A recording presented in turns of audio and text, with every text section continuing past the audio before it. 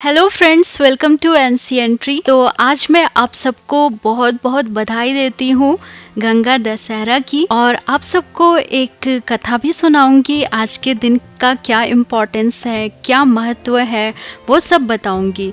तो हिंदू पंचांग के अनुसार प्रत्येक वर्ष के ज्येष्ठ मास की जो शुक्ल पक्ष की दशमी होती है, उस दिन गंगा दशहरा मनाया जाता है। गंगा दशहरा पर भगवान शिव और विष्णु की पूजा की जाती है। इसके साथ ही माँ गंगा का पूजन भी किया जाता है।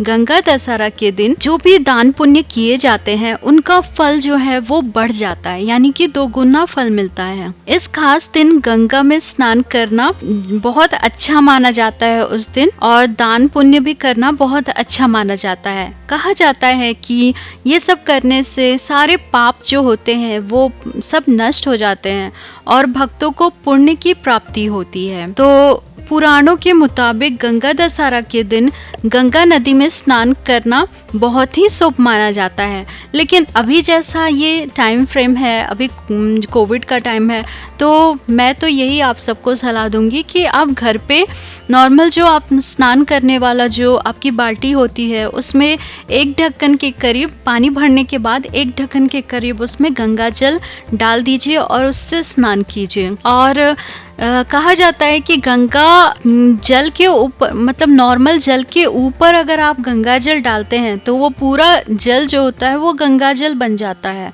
और अगर आप गंगा जल बाल्टी में डालते हैं और उसके ऊपर से नॉर्मल पानी डालते हैं तो वो गंगा जल नहीं कहलाता है। यानी कि आप भगवान शिव को चढ़ा रहे हैं तो उसमें भी आपके लोटे में पहले से नॉर्मल पानी होना चाहिए, उसके ऊपर से आप गंगा जल का 1 ड्रॉप डाल सकते हैं, वो पूरा पानी गंगा जल कहलाता है। तो धार्मिक मान्यताओं के अनुसार ऋषि भगीरथ ने अपने पूर्वजों के जन्म मरण यानी कि जीवन चक्र के बंधन से मुक्ति प्राप्त कराने के लिए माँ गंगा की कड़ी तपस्या की थी। उनकी तपस्या से प्रसन्न होकर माँ गंगा ने धरती पे आना स्वीकार किया था। लेकिन समस्या ये थी कि अगर वो धरती पे आती तो उनका प्रचंड वेग जो था वो धरती सहन नहीं कर पाती। इसलिए फिर भगवान शिव ने अपनी जटा में पहले गंगा जी को धारण किया और फिर शिव का जो जटा है उससे एक निश्चित वेग में माँ गंगा जो थी वो धरती पे गिरी। कहा जाता है कि ज्येष्ठ मास की दशमी को ही गंगा धरती पे आई थी। इसके बाद से इस दिन गंगा दशहरा मनाने की परंपरा शुरू हो गई। वैसे गंगा दशहरा का पर्व 10 दिन पहले से ही शुरू हो जाता है। तो अब हम लोग पौराणिक कथा सुनेंगे जो गंगा दशहरा से रिलेटेड है। तो एक बार राजा सगर ने 60,000 पुत्रों के साथ एक बहुत विशाल यज्ञ किया। तो यहाँ पे 60,000 पुत्रों की जो व्याख्या की गई है वो अपने प्रजा को, राजा जो थे वो पुत्र की संज्ञा देते थे, इसलिए उन्हें पुत्र तुल्य माना जाता था। तो ये नहीं था, लोग बोलते हैं ना कि पुत्र है यानी कि वो उनका पुत्र होगा। और जो भी आप वेद पुराण में पत्नी या फिर पुत्र सुनते हैं, तो पत्नी जो बोला जाता है वो ये नहीं होता है कि शादी किया तो ही पत्नी हुई। पत्नी का मतलब ये होता है कि वो अपना प्रिय मानती है तो वो उसकी पत्नी हुई, या फिर जो उसका संरक्षण कर रहा है वो उसका पति हुआ। तो भगवान को पति कहा गया है, और जो भगवान की पूजा करती थी स्त्रियां, उन्हें पति मान के, यानी कि आप मेरे रक्षक हैं ये मान के, तो उन्हें पत्नी कहा जाता था। तो ये जो है आजकल के ज़माने में लोग गलत समझते हैं, इसलिए मैंने सोचा बता दूं। तो एक बार राजा सगर ने 60,000 पुत्रों के साथ एक बहुत विशाल यज्ञ किया। उस यज्ञ की रक्षा के जो भार था वो अपने पौत्र अंशुमान को दिया, और देवराज इंद्र ने सगर के यज्ञ के अश्व का हरण कर लिया। यह यज्ञ जो था उसमें तो विघ्न आ गया, पर अंशुमान ने राजा सागर के 60,000 पुत्रों के संग अश्व को खोजना प्रारंभ कर दिया। सारा ब्रह्मांड खोज लिया, परंतु अश्व का कहीं भी पता नहीं चला। फिर अश्व को पाताल लोक में खोजने की उन लोगों ने ठान ली। फिर वो लोग अश्व को पाताल लोक में खोजने गए। तो जब वो लोग पाताल लोक में गए तो वहाँ पे देखा कि महर्षि कपिल जो थे, जो भगवान हैं, पाताल लोक में रहते हैं और वहाँ के जो भी जीव जंतु या फिर जो लोग पाताल में गिरते हैं, उन लोगों की रक्षा भगवान कपिल ही करते हैं वहाँ पे, और संरक्षण भगवान कपिल करते हैं। तो वहाँ पे भगवान कपिल जो थे वो ऋषि का वेश बना के तपस्या कर रहे थे, और उन्हीं के पास महाराज सगर जो थे वो उनका जो अश्वमेध का जो अश्व था वो वहाँ पे ही छिपाया गया था। तो वो वहाँ पे घास चरता हुआ दिख गया। तो प्रजा उन्हें देखकर चोर चोर चिल्लाने लगी। उन्हें लगा कि कपिल जी ने हर के जो ऋषि का रूप वेश धारण किए हुए थे, तो उन्हें लगा कि ये ऋषि हमारे अश्व को हर के ले गया है। तो महर्षि कपिल की समाधि टूट गई, और जब भी कोई समाधि में रहता है और उसकी समाधि ऐसी टूटती है तो उसकी जो भी एनर्जी होती है वो उसके आइज के थ्रू बाहर निकलती है। तो यहाँ पे जब कपिल जी जैसे ही समाधि से बाहर निकले, तो जब महर्षि ने अपने नेत्रों को खोला तो वहाँ मौजूद सारी प्रजा जो थी वो भस्म हो गई, और उनके जो बेटे थे वो सारे भस्म हो गए। उनके उद्धार के लिए तो ये यज्ञ करवाया जा रहा था। तो इस प्रकार जो मृत लोगों के उद्धार के लिए महाराज दिलीप के जो पुत्र थे यानी कि भगीरथी जी, उन्होंने कठोर तपस्या की, और भगीरथ के तप से प्रसन्न होकर ब्रह्मा ने उनसे वर मांगने को कहा। तो भगीरथ ने गंगा की मांग की, क्योंकि उन्होंने सुना था कि स्वर्ग में एक नदी है जिनका नाम है गंगा, और वो अगर धरती पे आएंगी तो सारे लोग जो भी मर गए हैं उनकी मुक्ति का साधन बनेंगी। तो इस पर ब्रह्मा जी ने कहा कि राजन, आप पृथ्वी पर गंगा का अवतरण तो चाहते हैं, परंतु आपने पृथ्वी से पूछा है कि वह गंगा का भार या वेग संभाल पाएंगी या नहीं। मेरा विचार है कि गंगा के वेग को संभाल पाना धरती के लिए आसान नहीं रहेगा। तब उन्होंने फिर से घोर तपस्या की और भगवान शिव को प्रसन्न किया। तो भगवान शिव जो थे उन्होंने कहा कि ठीक है, मैं गंगा जी के वेग को अपने जटाओं में धारण करूंगा। और महाराज भगीरथी ने वैसा ही किया। उनकी कठोर तपस्या से प्रसन्न होकर ब्रह्मा जी ने गंगा जी की धारा को अपने कमंडल से छोड़ा। तब भगवान शिव ने गंगा की धाराओं को अपने जटाओं में समेट लिया और जटाएं बांध ली। इसका परिणाम यह हुआ कि गंगा जो जटाओं से बाहर निकलने का पथ नहीं मिल रहा था। अब महाराज भगीरथ को और भी अधिक चिंता हुई। उन्होंने एक बार फिर से भगवान शिव को प्रसन्न किया, आराधना की। तब कहीं भगवान शिव ने गंगा जी की धारा को मुक्त करने का वर दिया। इस प्रकार शिव जी की जटाओं से छूटकर गंगा जी हिमालय की घाटियों में कलकल नाद करती हुई मैदान की ओर मुड़ी। इस प्रकार भगीरथ पृथ्वी पर गंगा का वरण करके बड़े भाग्यशाली हुए। उन्होंने जनमानस को अपने पुण्य से उपकृत किया। युगों युगों तक बहने वाली गंगा की धारा महाराज भगीरथ की कष्टमयी साधना की गाथा कहती है। गंगा प्राणी मात्र को जीवन दान ही नहीं देती, बल्कि वह उन्हें मृत्यु के उपरांत भी मुक्ति प्रदान करती है। इसी कारण भारत ही नहीं बल्कि विदेशों में भी गंगा जी की महिमा गाई जाती है। गंगा दशहरा से जुड़ी खास बातें हैं, जैसे कि सनातन संस्कृति में गंगा दशहरा पर्व एक पवित्र त्योहार है। धार्मिक मान्यताओं के अनुसार इस दिन मां गंगा का धरती पे अवतरण हुआ था।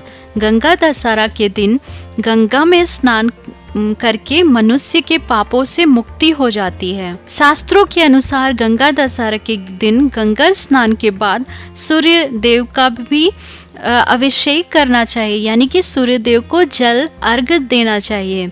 इसके बाद दान अवश्य करना चाहिए। गंगा स्नान के साथ ही इस दिन दान पुण्य काफी लाभकारी होता है, जो अंत समय के बाद मोक्ष की प्राप्ति करने में सहायक होता है। इस दिन सत्तू, मटका और हाथ का पंखा दान करने की मान्यता है। इस दिन मंत्र भी पढ़ा जाता है जो कि माता गंगा का होता है और भगवान शिव का और विष्णु जी का मंत्र जाप किया जाता है। गंगा दशहरा के दिन अपने पितृ को याद करके उन्हें जल अर्पण करना चाहिए। गंगा का प्रादुर्भाव भगवान विष्णु यानी कि भगवान कृष्ण के श्री चरणों से ही हुआ है। ऐसे में माँ गंगा के दर्शन को आत्मा प्रफुल्लित और मन बहुत प्रसन्न हो जाता है। मत्स्य, गरुड़ और पद्म पुराण के अनुसार हरिद्वार, प्रयाग और गंगा के समुद्र संगम में स्नान करने से मनुष्य मरने के बाद स्वर्ग पहुंचता है और फिर कभी पैदा नहीं होता, यानी उसे निर्वाण की प्राप्ति हो जाती है। तो यहाँ पे स्वर्ग मतलब वैकुंठ धाम को कहा गया है। यहाँ पे स्वर्ग का मतलब स्वर्ग नहीं है। स्वर्ग में क्योंकि लोग जाते हैं तो पुण्य करके लोग स्वर्ग जाते हैं, और अगर स्वर्ग जाते हैं तो उनका पुण्य जब खत्म हो जाता है तो वो उन्हें धरती पे लौटना पड़ता है। लेकिन अगर जो वैकुंठ धाम या गोलोक धाम या उच्च धामों में जाते हैं, शिवलोक में जाते हैं या फिर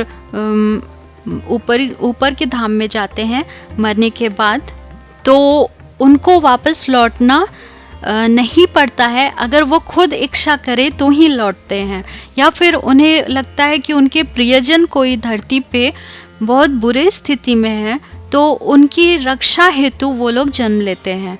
लेकिन उसमें कभी कभी गलत भी हो जाता है कि वो जन्म लेते हैं क्योंकि जन्म के बाद तो उन्हें कुछ याद नहीं रहता। कुछ लोगों को ही भगवान ये शक्ति देते हैं कि उन्हें पिछला जन्म याद रहे।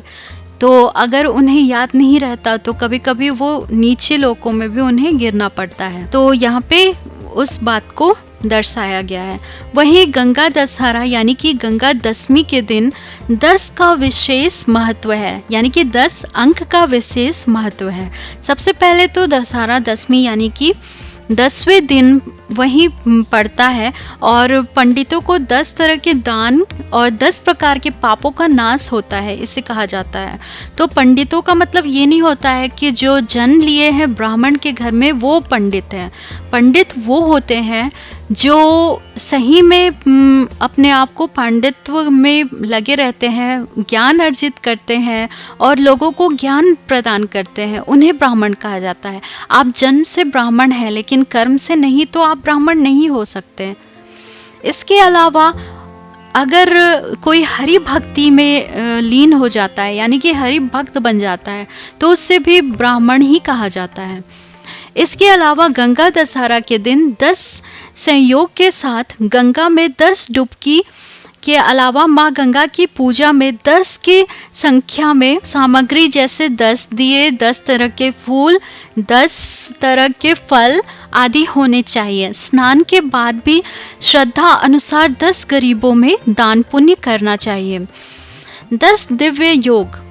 देवी गंगा के पृथ्वी पे अवतरण के समय 10 दिव्य योग यानी कि ज्येष्ठ मास, शुक्ल पक्ष, दशमी तिथि, बुधवार का दिन, हस्त नक्षत्र, व्यतिपात योग, करकरण, आनंद योग, कन्या राशि का चंद्रमा में व वृषभ राशि का सूर्य को 10 महायोग कहा गया है। 10 स्नान।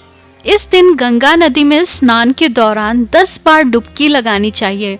गंगा में स्नान करके भगवान का जो मंत्र है और हर हर गंगे का जो मंत्र है वो जाप किया जाता है और भगवान शिव का भी मंत्र जाप किया जाता है। माना जाता है कि ऐसा करने से परम पुण्य की प्राप्ति होती है। 10 पापों का नाश। शास्त्रों के अनुसार गंगा अवतरण के दिन गंगा जी में स्नान और पूजन उपासना करने वाले व्यक्ति 10 प्रकार के पापों से छूट जाते हैं। इस दिन 10 प्रमुख पापों में 3 प्रकार के दैहिक, 4 वाणी के द्वारा किए गए और 3 मानसिक पापों से मुक्त हो जाती है। ये सभी गंगा दशहरा के दिन पतित पावन गंगा स्नान से धुल जाते हैं। गंगा दशहरा के दिन दान की वस्तु की संख्या भी 10 होनी चाहिए। इसके साथ ही पूजन के लिए उपयोग में आने वाली वस्तुओं की संख्या भी 10 ही होनी चाहिए। माना जाता है कि ऐसा करने से शुभ फलों में वृद्धि होती है। इसके अलावा 10 ब्राह्मणों को दक्षिणा भी देनी चाहिए। 10 दान में जल, फल, अन्न, वस्त्र, पूजन सामग्री, घी, तेल, नमक, शक्कर और स्वर्ण होना चाहिए। तो दोस्तों, आई होप आपको ये वीडियो पसंद आया हो, जानकारी से भरपूर लगा हो। तो हमारे चैनल को ज़रूर सब्सक्राइब कीजिएगा और वीडियो को लाइक ज़रूर दीजिएगा।